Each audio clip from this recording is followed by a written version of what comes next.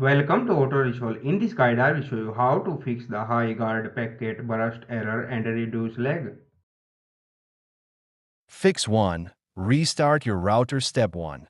Turn off your router. Step 2. Wait 30 seconds. Then turn it back on. Step 3. Reconnect your device and test the game. Fix 2. Use a wired connection. Step 1. Connect your PC or console to the router using an Ethernet cable. Step 2. Disable Wi-Fi on your device to prevent interference. Step 3. Launch the game and check for lag improvement. Fix 3. Close background apps. Step 1. Close any apps or downloads running in the background. Step 2. Ensure no other devices are heavily using the internet. Step 3.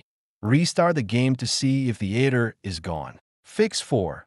Change DNS settings. Step 1.